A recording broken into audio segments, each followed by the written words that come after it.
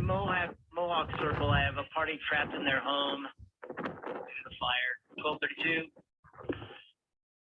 2619. 2619. Please, emergency traffic. We're on Cherokee Avenue and Fox Lane. We have multiple houses on fire. We are backing out of here. We are in heavy fire, heavy fire.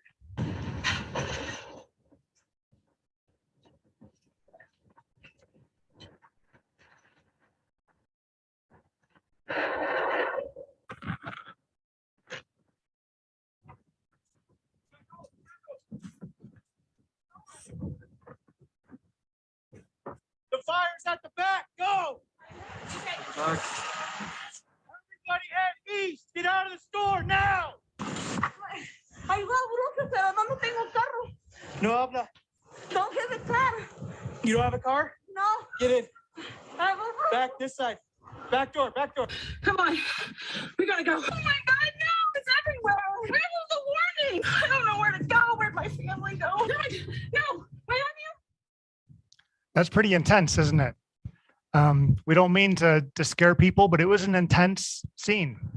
We interviewed a lot of people that evacuated from that fire. There was a whole city of people that evacuated, about the size of Bountiful. And we learned a lot. It was really surprising to us, some of the lessons that we learned. We're going to be sharing those with you tonight. For example, what survivors said you need to know and you probably don't. Things that they said worked and other things that didn't. We're also going to talk about when to evacuate and what to take, products that may not work as you have expected, and lessons to consider from those who had to evacuate.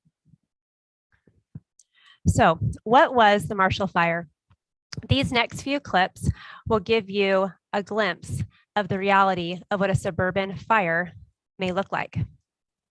Go as far east as you can. Tonight, a life-threatening situation near Boulder, Colorado, where fires are forcing thousands of families to evacuate.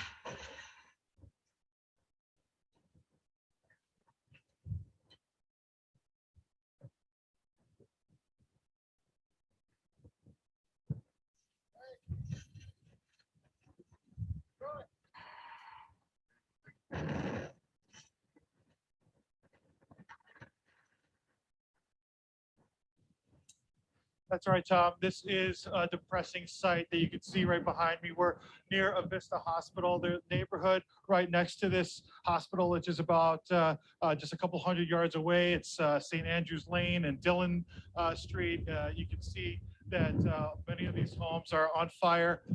We're looking at locations that to the left of where the flames are, there are just foundations that are left standing and the homes are completely gone. Firefighters were here trying to save what they can, staying out on the perimeter, but it looks like it's a futile effort with all these winds that continue to blow.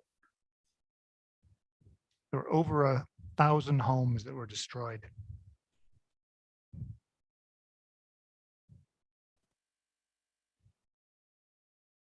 And over 600 homes damaged.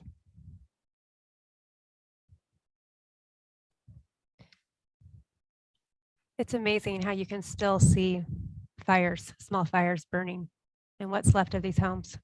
And that's at least 12 hours later after those fires started. So why are we talking about the Marshall Fire that happened in Colorado when we live here in Bountiful? Well, there are a lot of similarities between this community in Colorado and our community in Bountiful.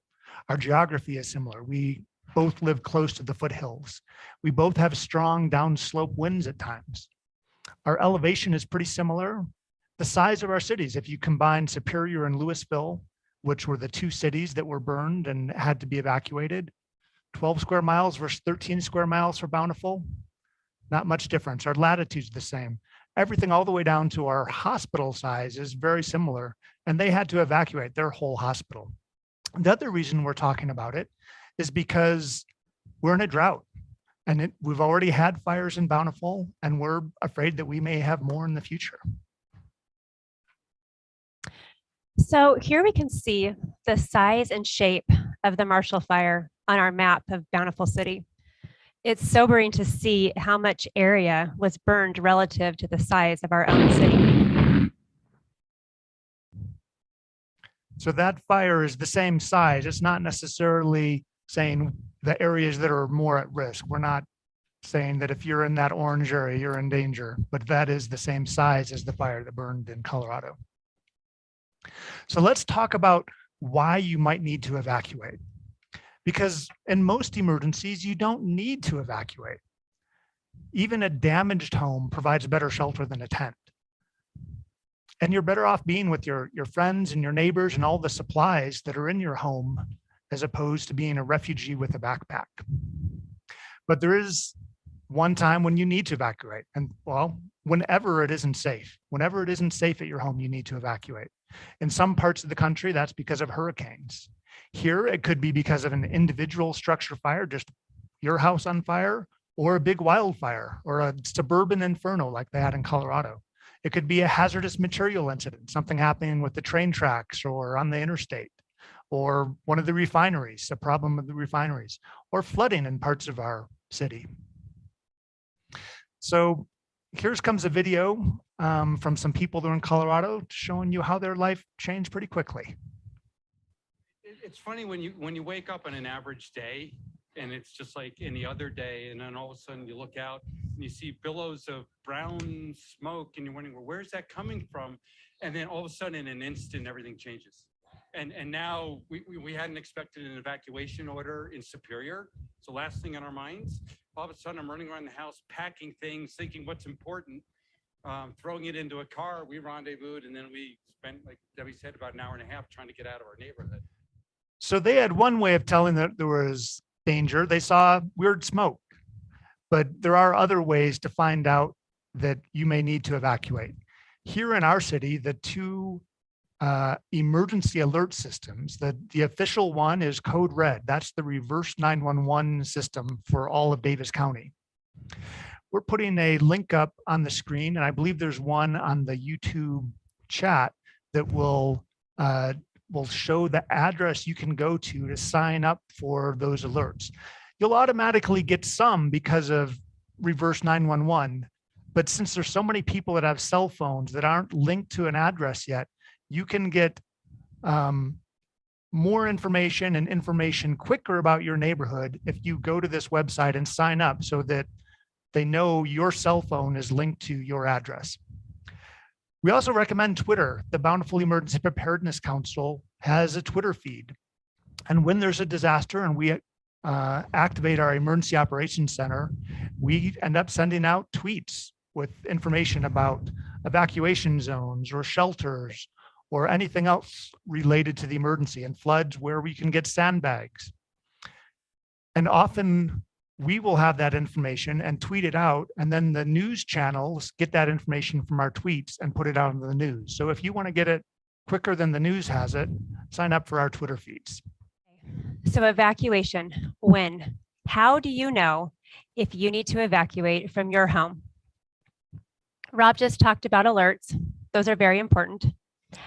Sometimes people evacuate because they can see something or smell something that is not quite right, and they realize that they are in harm's way.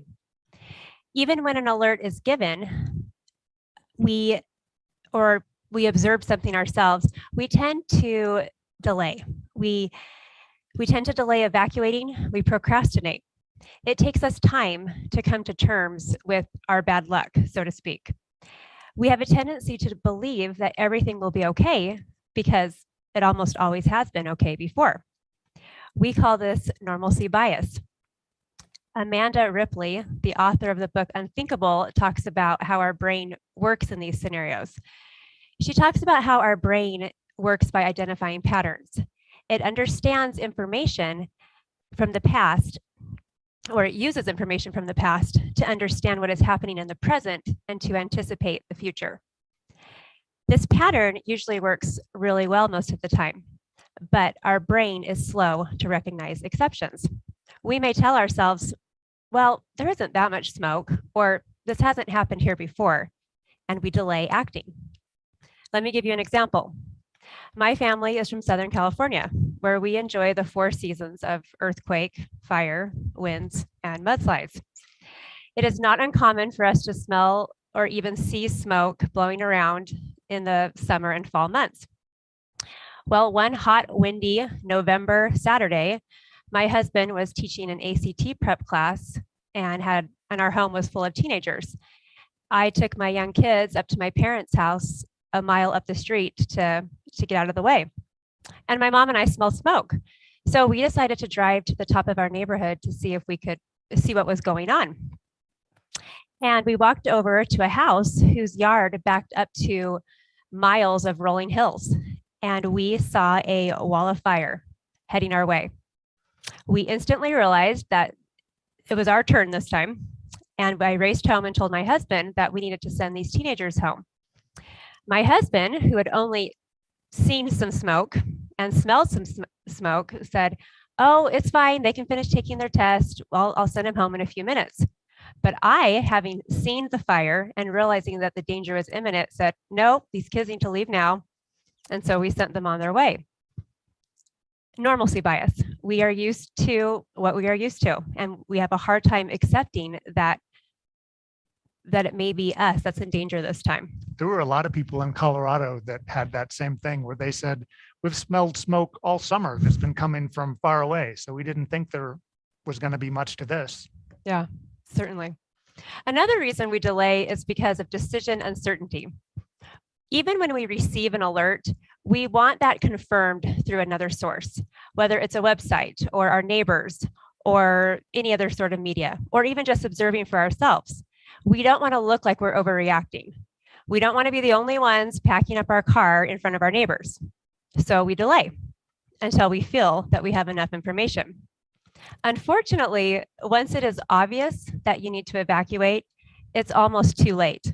If the police are pounding on your door or making a PA announcement down your street, the time to prepare is over, and you are often left having to evacuate immediately. You run the risk of extreme traffic and stress, and your life may be in danger as well. Sometimes there is no warning. That certainly has happened before, where people were in their homes and their backyards or even their homes caught on fire, especially in these sort of wind events. That is very traumatic, and it does happen, and it's something that we need to be aware of. The takeaway is, when you have a choice, the when to evacuate is early. We will now look at some footage from the Marshall Fire of some of the evacuation that happened, as well as some firsthand accounts of the people who had to evacuate.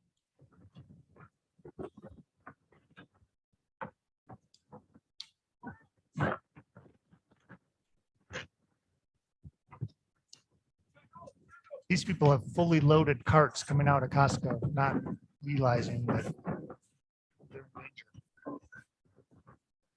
And when they went into the store, they probably had no idea that there was a fire out there. This fire happened so quick. Now the sheriff's coming to help evacuate the rest of the store. Evacuate now. East, go. Evacuate. Okay. Everybody head east. Go towards 36. Move now. Leave your stuff. Go. The fire's at the back. Go. Everybody head east. Get out of the store now. And I saw these billowing clouds, and at first I'm like, well, that's weird. What kind of storm is that? I mean, because it was sunny. And then I realized that these clouds are different.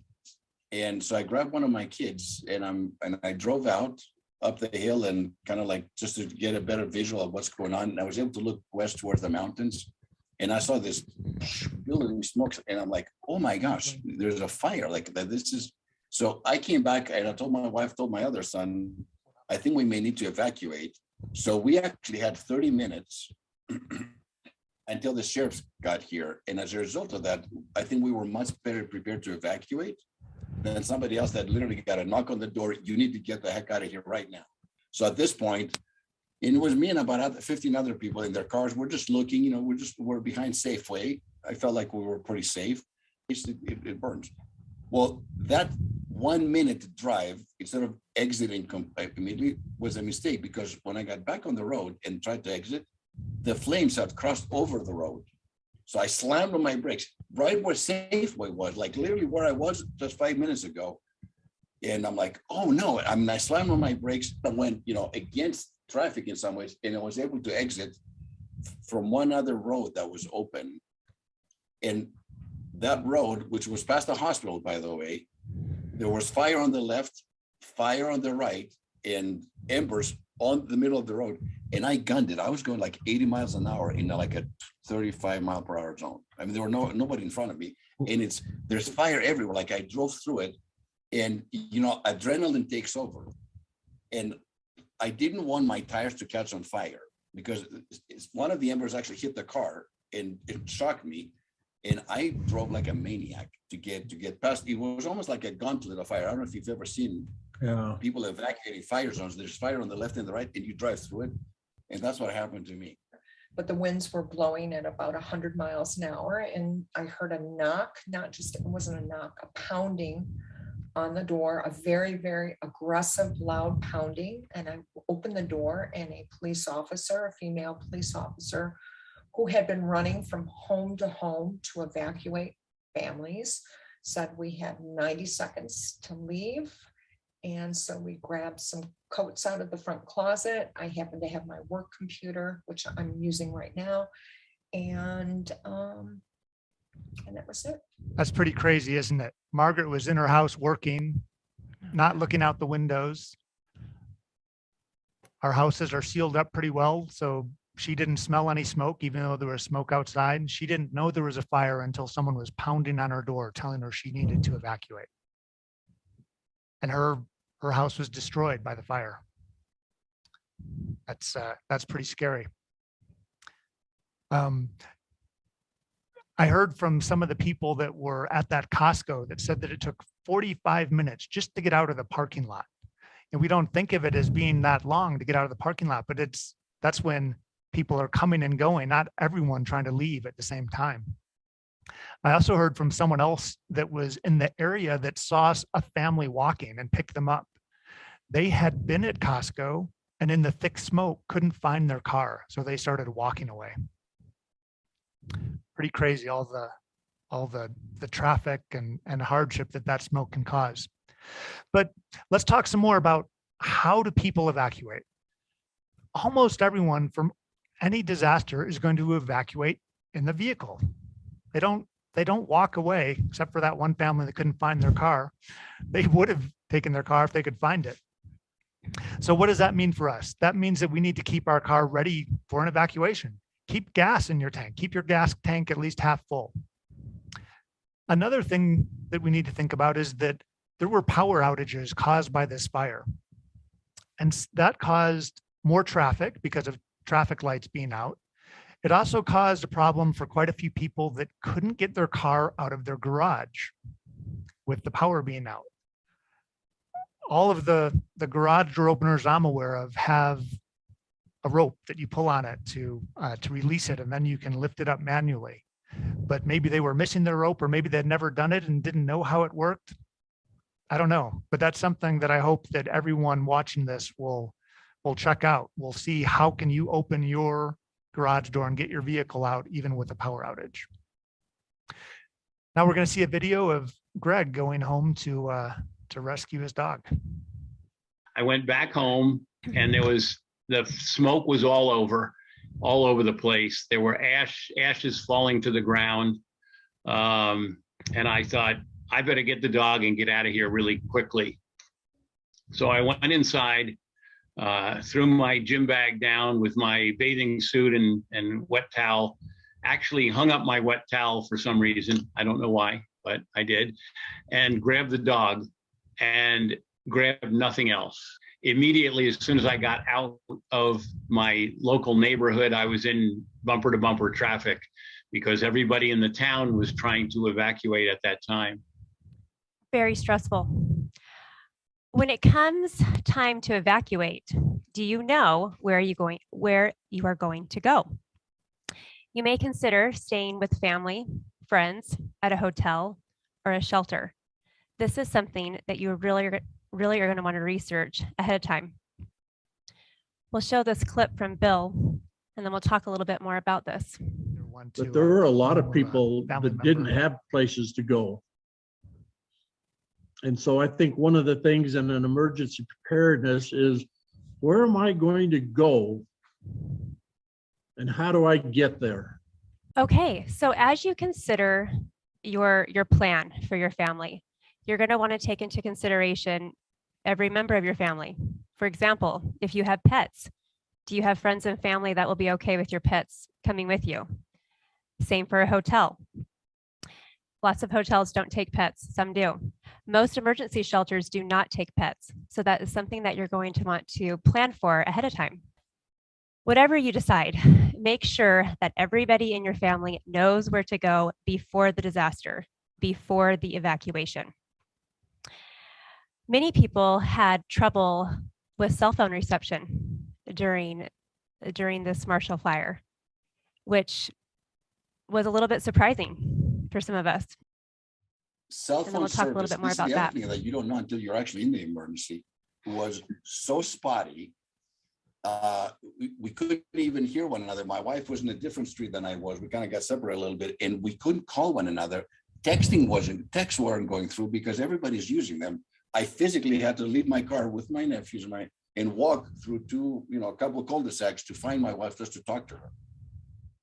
You said that I need to plan where I'm going to go, especially with my pets. Can I come to your house with my dog? Probably not. Yeah, I'm probably not your best contact. Sorry, Rob. Okay. Okay. So Dr. Leah talked about how many people had trouble. They had trouble with cell phone reception. And this added tremendously to the stress of their evacuation. That is why it is really important that you decide ahead of time where you guys will meet, where you and your family will meet. How will you get there? Disasters are unpredictable. It's really important to learn all the alternate routes that you could take from your home to get to your pre-planned evacuation area. Normal routes may not be passable. When we were evacuating from our house, the most immediate route was blocked up with traffic. It was completely backed up. And so I did a U-turn and started heading out a different route. And as we were going that way, the park adjacent to my kids' elementary school was on fire.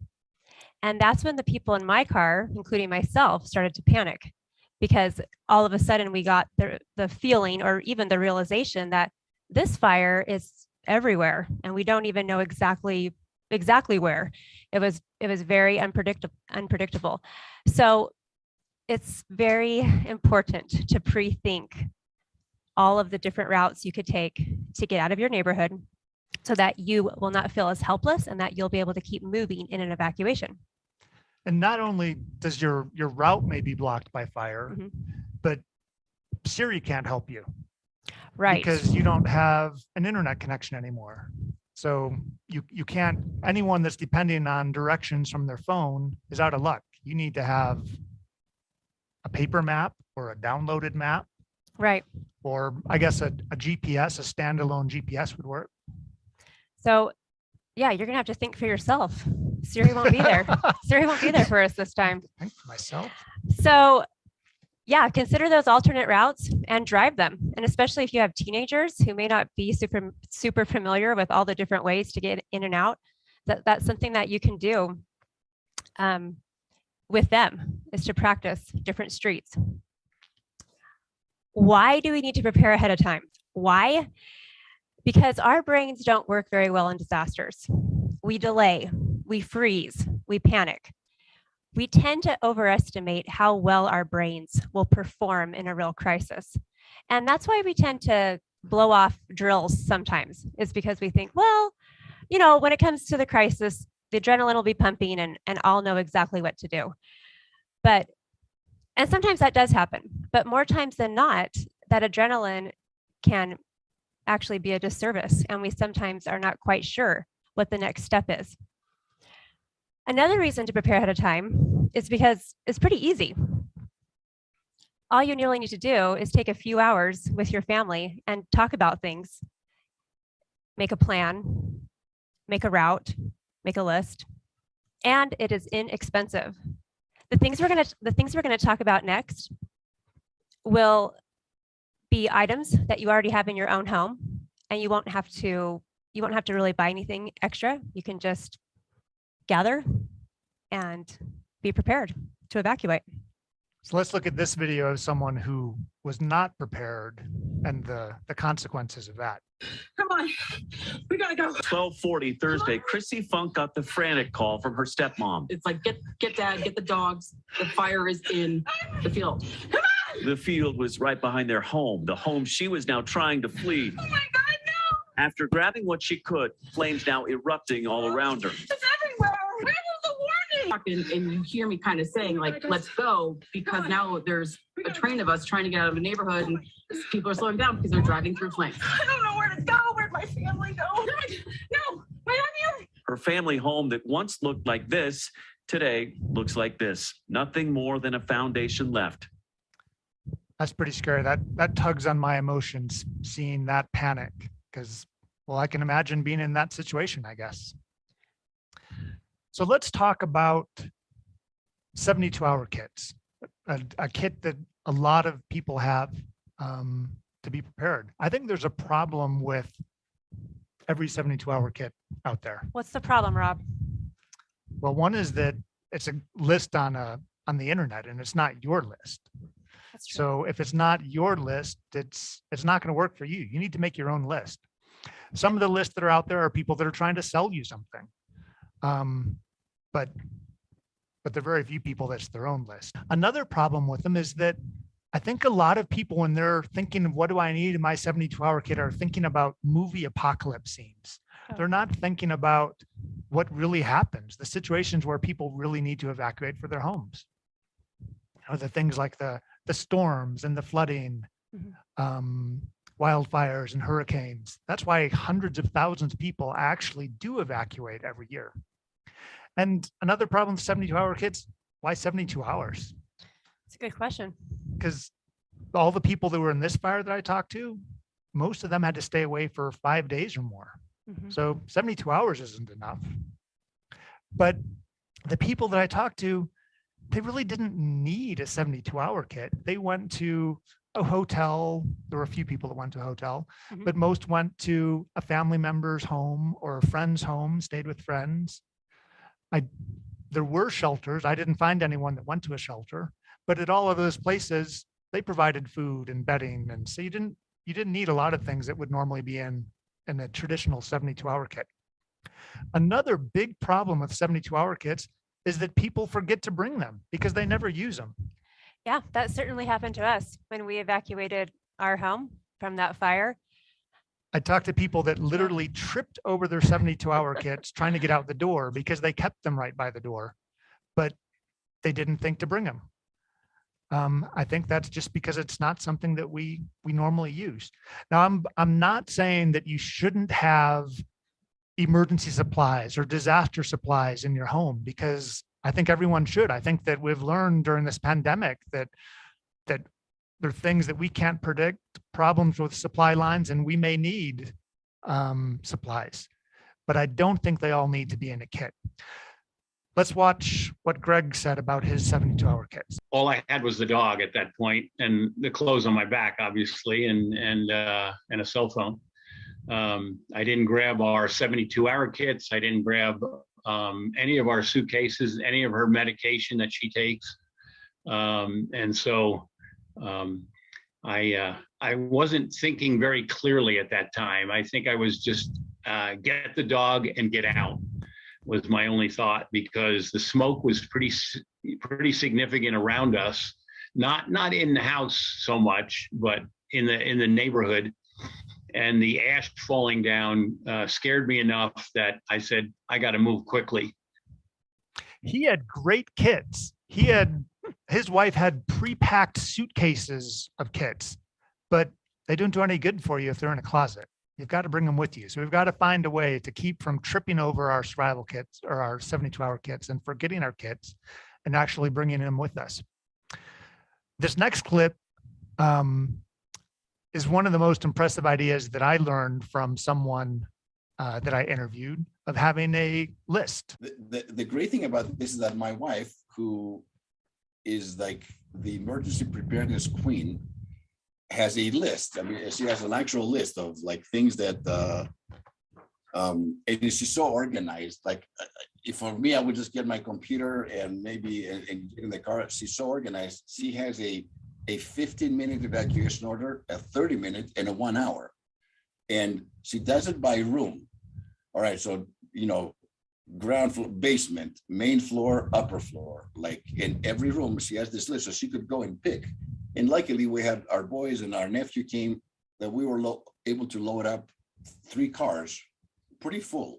Well, it was my wife was in charge, so she would say, okay, here, she has multiple copies of this. So she handed this list to every member of the family and said, okay, you take care of bedroom number 2, I'll take care of the master bedroom, you do the bathroom. You know, so we divided and conquered in some ways. But if it wasn't for her list or her organization, our evacuation would have been haphazard at best. And I'm sure we would have left things behind. I mean, I give all the credit to my wife.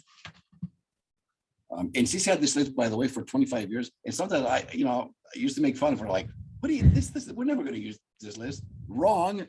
Turns out that we did need it. I think that's a great idea to have the list. That's something that my family's worked on. We've just talked about it over the dinner table. Yeah. Didn't come up with everything all at once, talked over the course of several nights and came up with a list, and it's posted on the refrigerator. Yeah, that's outstanding. Having a prioritized list can save a lot of stress. In our house, we have a really short list on our pantry door, so that if something were to happen and we needed to evacuate quickly, it's written down. We do not have to think. It's all right there, and we know exactly what we want to grab. We really liked what Dr. Aaliyah, how he talked about having different, types of lists for different timeframes. If you had to evacuate immediately, what are the top 5 or 6 things you would want to grab? If you had 5 minutes, if you had 15, if you had 30. And that's a really helpful exercise to do with your family. We'd also recommend that you post those on every level of your home. And practice. The muscle memory of practicing going to that list and gathering those items is really important. When we evacuated from our house, well, it wasn't a house fire, but the wildfires in California, when we came back home, I realized my 72-hour kits were right here. And I think a lot of the reason, a big reason why I didn't grab them is we were not in the habit of grabbing those and taking those out with us. What else, Rob? Well, I think that's why you need a go bag, something that you are in a habit of grabbing. So a go bag would be kind of like a mini 72-hour kit, but just the things that you need for an overnight trip, because that's what people that evacuated their house needed. They just needed the things that you would normally take with you on an overnight trip.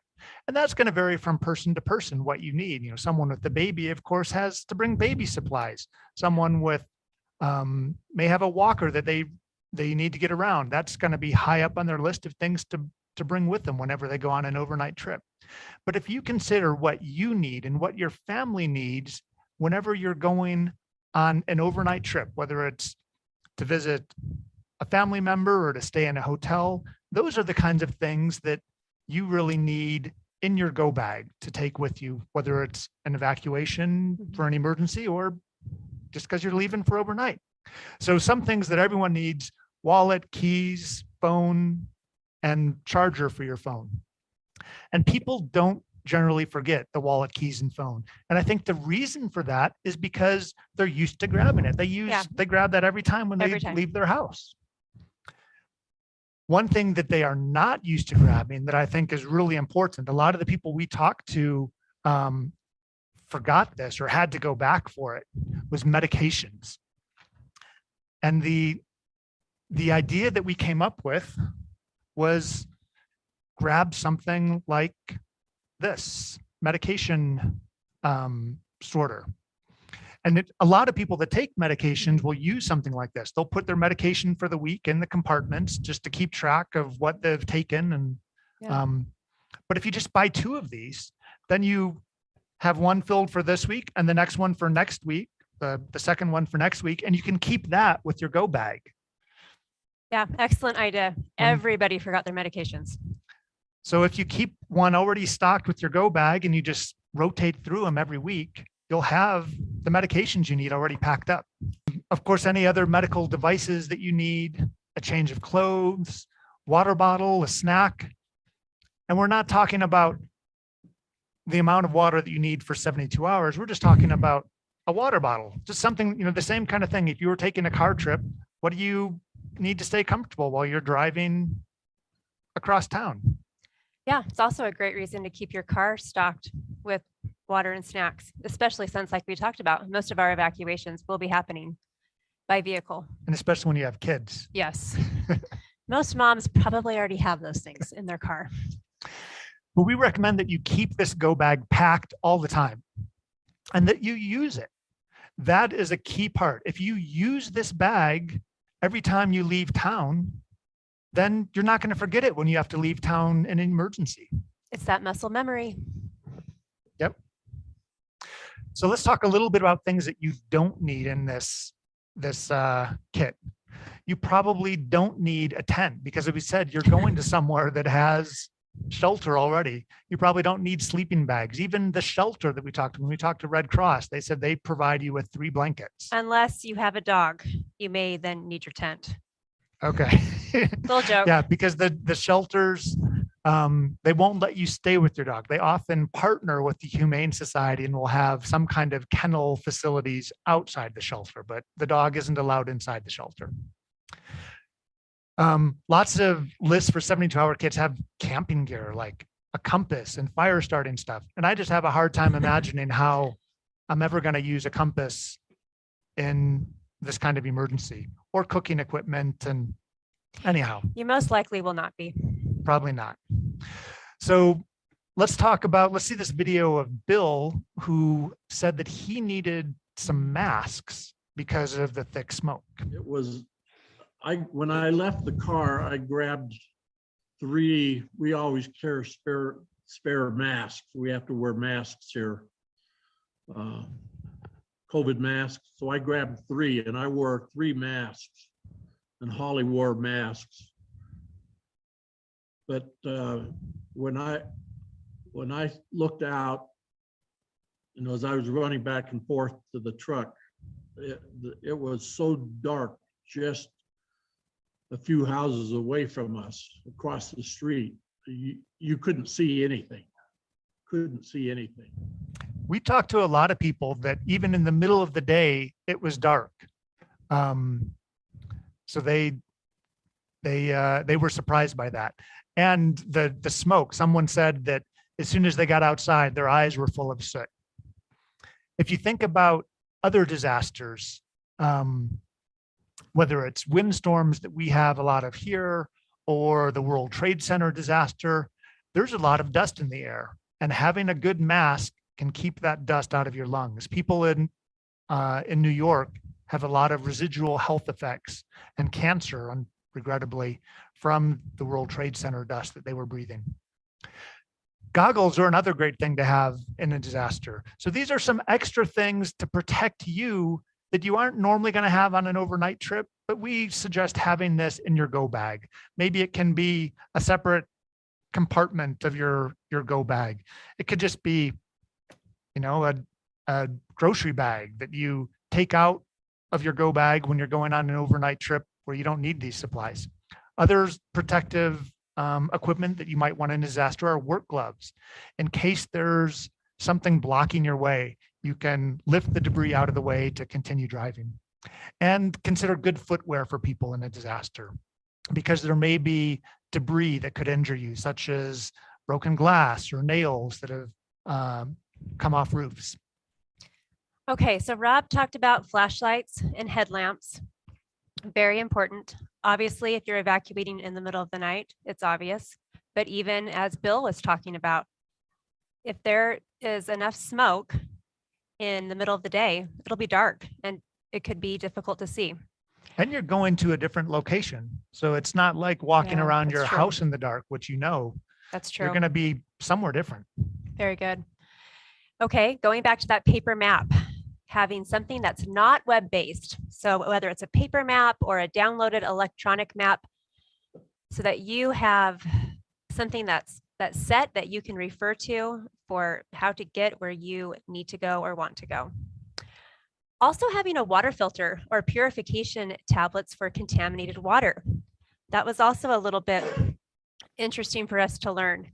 Even people whose homes were not destroyed by the fire, they did not have clean water for several weeks after the fire. And they had boil orders, or they had to filter their water, all sorts of things. So that's something that would be helpful to keep with you, because even if you are staying somewhere that was not affected, the water could be temporarily affected. Right. So in case your friend that you're staying with doesn't have water purification, you bring it with you. Exactly. Sounds good.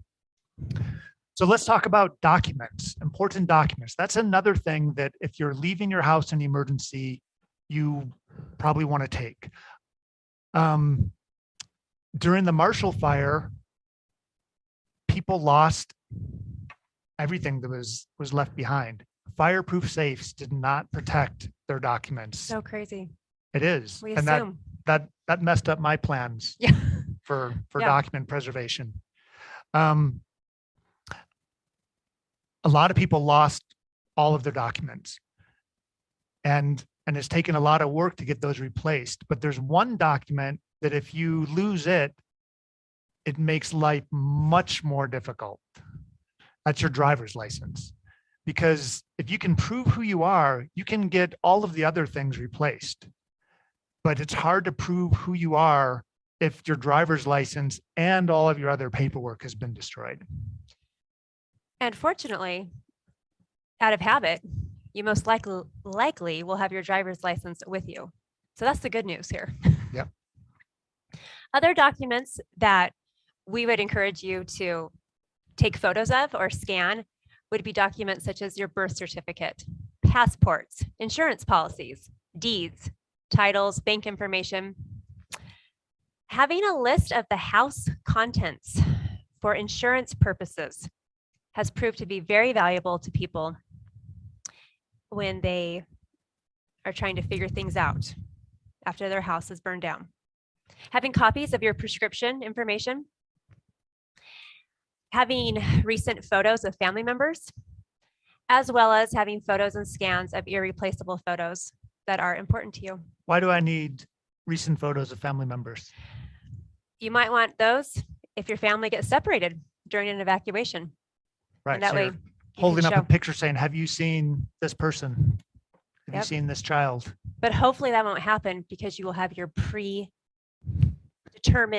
meeting place.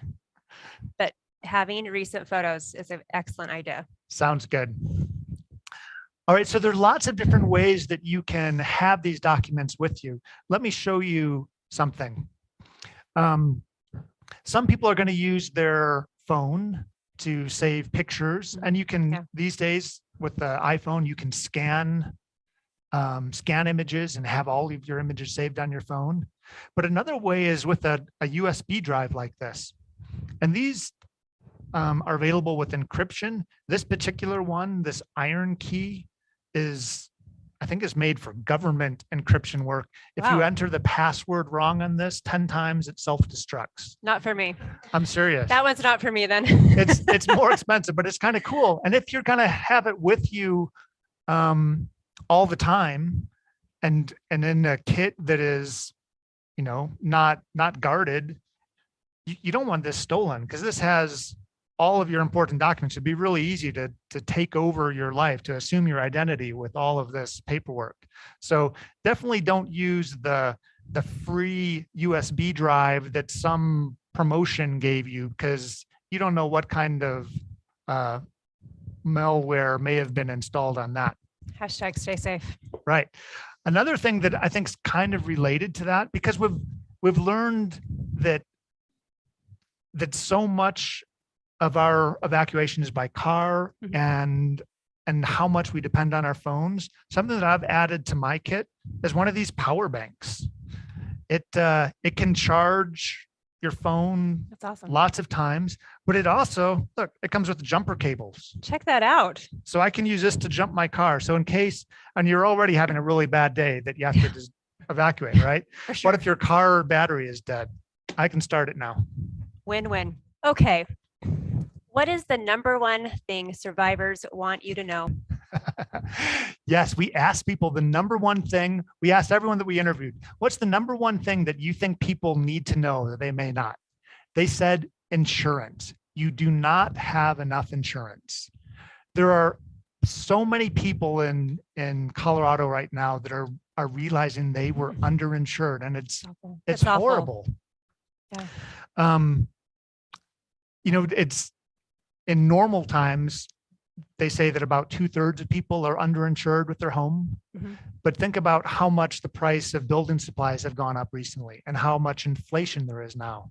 So I would guess that almost everyone is underinsured. And for these people, some of them, that means they're not going to be able to rebuild. They're not going to be able to live there anymore. They're going to have to leave their neighborhood because they can't afford to rebuild their home. Even making the property back to normal again Right. is hugely expensive. What was that cost for One that? person that I talked to said that the cost, because it's all a hazardous material site at this Right. point with everything that's burned, the cost to scoop up all the hazardous material, the foundation, the dirt, and then replace it with clean dirt would have been $75,000. And her insurance only paid, I think it was $5,000. Oh my word. So let's talk about pets Okay. for a minute. Let's do it. This was another lesson that we learned from a lot of people. Pets can be a problem. And we know that some people went back to their house for pets. They lot of risked people did. risked their life for pets. That's understandable. I don't fault them for that. But the thing that we learned is that when you freak out, pets freak out. And when pets are freaked out, it is hard Nobody's to get happy. them to do stuff. So there's one person I talked to that said the police came and said, you need to leave in 10 minutes. And it took them 30 minutes to get the cats gathered up that were hiding around the house and hiding under the beds and kept running to somewhere else and hiding. So our advice that we ran by lots of people is, in the future, would you recommend getting the pets first before you do anything else? Yeah. If you're going to evacuate, take care of your pets, get them in a pet carrier of some sort before you gather up your other things. Of course, my advice is just don't get a pet. But I get it. I mean, I get it. Pets are special. All right, let's look at this video. Another person talking about having the grab list.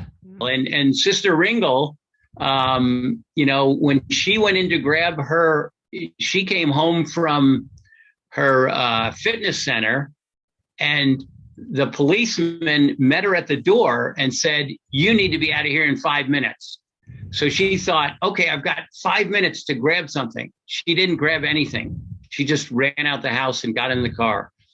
So her brain wasn't functioning, didn't think about it. If she had a list in front of her, then she wouldn't have had to think about it. She just would have said, okay, I'm going to grab these 3 things before I go.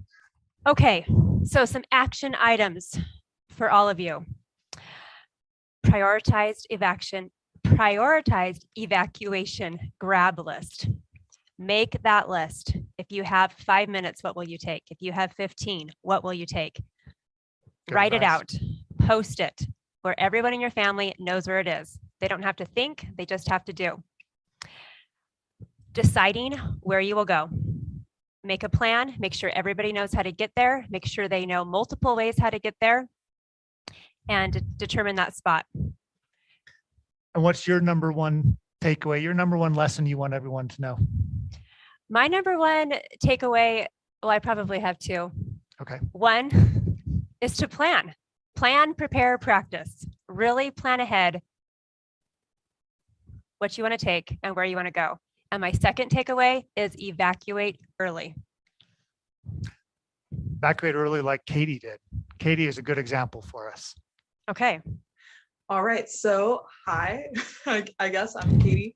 And I was in the city of Chico when the Paradise Fire was happening. And so I've been exposed to fires in California. I'm very familiar with them.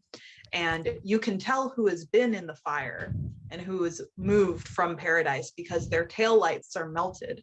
And they melted because they were stuck in a line of traffic trying to get out of Paradise. And people actually had to abandon their cars, some people, because the fire was right there and there was just too much traffic to get out. So when the Marshall fire got close to my house and my neighborhood, even though we weren't in the evacuation zone, but you can see the smoke, you know it's coming. I did not want to take any chances, mainly because I did not want to be stuck in traffic. Like the fire was very scary too, but knowing everybody evacuating last minute was a lot more scary for me. So that's why we grabbed the animals, we packed up, and we just got right out of there.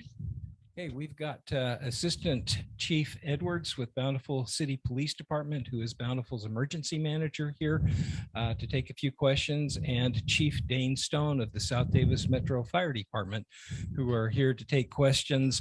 One of the first questions that we got that we should probably address is that we were asked, will this recording be available to view at a later time as well? I'd like to show it to some family members. And the answer to that is yes. We should have a copy of this recording posted up on YouTube probably by this weekend. So I'm going to turn the microphone over to Chief Edwards. First off, are there preset evacuation zones or centers in Bountiful in case we were to have a fire? Yes, we have preset evacuation sites for that initial phase where you might need to leave your home quickly and get to a site where you can gather yourself, gather your family before you move away to your location that you determine from there, meaning before you go to a family member or to a hotel, or even possibly in another city. Those sites are 2 LDS churches, one on Main Street and Center Street, and one at 2600 and South and 5th West. And these sites are pre-planned because they have easy access to the freeway. There's a lot of sites there where potentially we could put disaster tents up if needed from Red Cross in those areas. And also there are facilities there, meaning there are junior high schools there, meeting places, the rec center's close. And we have the needs, we can meet the needs of this public in the event of emergency in those locations. Another question directed to you. How can we find out what's happening during a fire? Will cell phones work in an emergency? Cell phones work in an emergency are something that we don't count on. We hope that we have them and we're grateful if they exist, but in the emergency, we'll put out information several different ways, primarily through social media, which as soon as you get to an area where you have some internet access, you can get those messages, but also the radio stations, TV stations. As soon as we have information that is relative to an emergency in our area, we'll be broadcasting on all those airwaves that we can get to. Okay, we have a question here for Chief Stone, and that is, are there any fire breaks along the east foothills in Bountiful like Centerville has? Or are we in greater danger here in Bountiful? It's a great question. We don't have the fire breaks in Bountiful like we have in Centerville, the fire break road up there. In the B, above the B, we do have some roads, obviously, but when it comes up above Bountiful Boulevard, we're very limited on those fire break roads. And luckily, above Bountiful Boulevard from about 4th North over, we don't have a lot of homes in there. So that we don't, and unfortunately, but that is a good thing in Centerville and the northern part of Bountiful is that fire break road. So. And second question, just a general one for you. What general guidelines would you give the public when we have large scale fires? I hear firemen complaining about this all the time, about people who want to go and see the fire and they get in the way and everything. What kind of general guidelines can you give us to help make your job easier? That is a great question, and it's just like anything else. When we have an emergency anywhere else, it's always good to obviously get out of the area. People love to come and see what's going on in the emergency. During the gun range fire, we had people that weren't even close to that area or live in that area, and they were coming into the area and blocking traffic and evacuation routes. So we couldn't get our fire engines and our apparatus into there. So it's always good when we do have the call to evacuate, and then stay out of the area. It's everybody wants to see, what's going on. It's the onlooker situation, right? And so, but I promise you, the news will be there. They'll have a helicopter. They'll get good footage, and you can see it on TV just as much, and replay it if you want to. So. Okay, we have another question that just came in. Is there any predetermined way to get information on a local fire so that we can be aware of the evacuation zones before someone pounds on the door? Well, I believe Rob was talking about the Twitter feeds that you had. Bountiful City Police have a Twitter feed. We have a Twitter feed. And I think those are great resources to look into. Obviously, the code red and the reverse 911s are going to be helpful as well. But sometimes in desperate situations, we can't help but get to the point where the police are pounding on the doors. It happens too fast, and it is the way it is. That's what happened in Colorado. The fire spread so quickly that people couldn't keep up. They by the time they got word back of where the fire was, it had already moved 100 yards. And this leads into our next question, which was, what was the time frame from first report of the fire to the evacuation order? You know that. I do not know that. I just heard from someone who there's about an hour for the first evacuation order in the Colorado fire. Okay. For our gun range fire, how fast of a time there was there for the evacuation order? I'll let Assistant Chief Edwards speak of that because I had nothing to do with the evacuation other than trying to get to where I needed to be. So without the police in that situation, that was such a great asset to have. So I'll let him address that. In the gun range fire in particular, there really wasn't an official evacuation order in the initial stages because the fire was traveling so fast. Much like the Marshall fire, it was being driven by downslope winds right into the homes. From the time it was seen until it was threatening homes was just a few minutes. That's what resulted in officers pounding on doors and trying to get people out of their homes, partially due again because of the time of day. This is when people were sleeping rather than midday when people are on their phones and getting Twitter and normally responding to those things. The evacuation order, that official order, comes down more slowly, but the actual physical evacuation and contact of the homes is initiated by the first firemen and police that are on scene. Okay. Another question quick for Chief Stone. John Fuller asks, will there be any permanent fire restrictions planned for Mueller Park, one of our most vulnerable fire risk areas? Well, obviously, we always evaluate that when it comes closer to the season. We've already been starting to go down that path. A lot of that is the Forest Service, and we take their recommendations. They do have they always limit the fires up there into pits, and you can't have an open flame. But for right now, we're just kind of evaluating, seeing how the winter is going to be, and we're obviously, if we continue with the winter we're going to have, I feel that there'll probably be some more restrictions than normal. Okay. Thank you very much. We are bumping up against the end of our allotted hour for this seminar. There is one bit of advice I wanted to pass on before we close. That was earlier in the chat. Brad Glad suggested upload a video of every nook and cranny of your belongings for insurance purposes and do it once a year. And that was great advice, Brad. And I wanted to make certain that we got that in there. And one last question. With the increasingly dry summers, are there plans to eliminate the use of fireworks? And then we will close for good. Put me on the spot here. This is the hot seat tonight.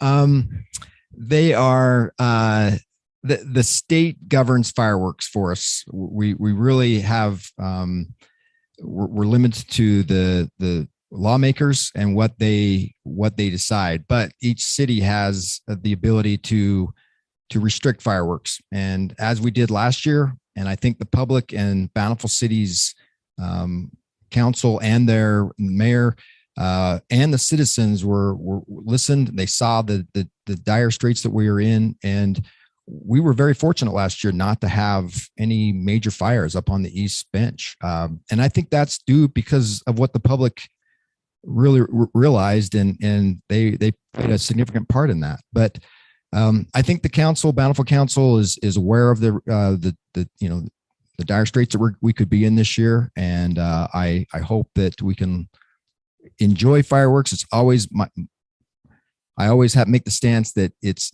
better to enjoy the professional fireworks than it is to have your own personal fireworks. That's just something that I believe in. Okay, we would like to thank Chief Dane Stone, Chief Dane Stone, Assistant Chief Edwards, Rob Hunter, and Carly Kinney for coming and presenting this seminar. I really appreciate the amount of work that has gone into this. It was a great presentation. Again, we will have a video of it available to share probably by the end of this week. And you should be looking forward to our next Bountiful seminar, which will be on power generation in an emergency. On behalf of the Bountiful Neighborhood Emergency Preparedness Council, I would like to thank you for all tuning in to watch this live stream. Thank you and good night.